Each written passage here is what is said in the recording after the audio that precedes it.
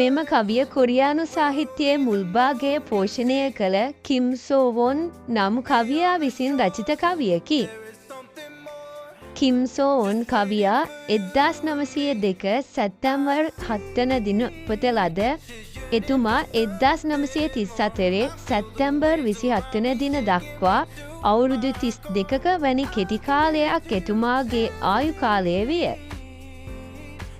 එතුමාගේ ආයු කාලය කෙටි වුවද අදටත් කොරියානු ජාතිකයින් දැඩි ලෙස ඇලුම් කරන කවියෙකු ලෙස හැඳින්විය හැකිය.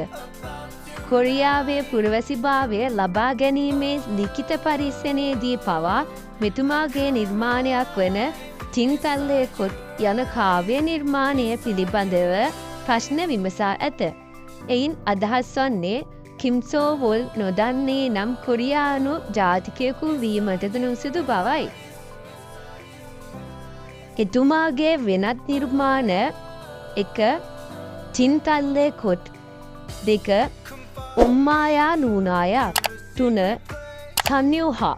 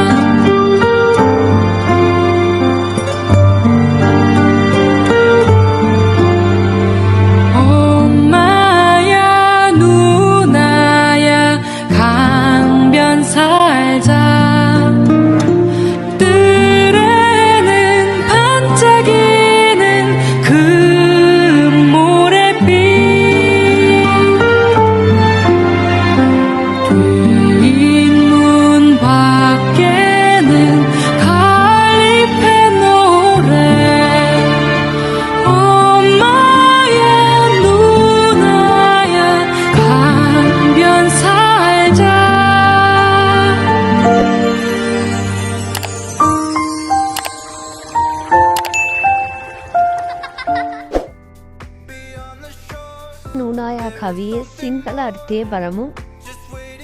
උම්මායා අම්මා, නූනායා අක්කා, ගාම්බ්යොන් ගඟ අයිනේ සල්ජා ජීවත් විමු. උම්මායා නූනායා කාම්බ්යොන් සල්ජා කියන එකේ සම්පූර්ණ තේරුම අම්මේ අක්කේ ගඟ අයිනේ ජීවත් විමු. තේරෙනන් මිදුලේ පක්චකීනන් තිලිසෙන කම්මුරේ පිත් රන්වැලි ආලෝකය. තේරෙනන් පක්චකීනන් කම්මුරේ පිත් මිදුලේ තිලිසෙන රන්වැලි ආලෝකය. ටීමුන් පිටුපස දොර පක්කේනන් පිටත කාලිපේ නෝරේ වැව් ළඟ හැසෙන කොළවල නාදියම්. ටීමුන් පක්කේනන් කාලිපේ නෝරේ පිටිපස දොරෙන් වැව අසල තියෙන ගස්වල කුල නාදය.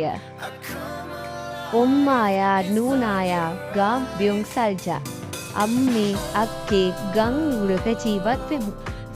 මෙහි සරල අර්ථය තේරුම් ගත නොහැකි වුවත් යුද්ධය නිසා ඇති වූ කුඩා දරුවෙකුගේ නිදහස පිළිබඳ බලාපොරොත්තුව කිම් සෝ වොල් කවියා ඉදිරිපත් කර ඇත.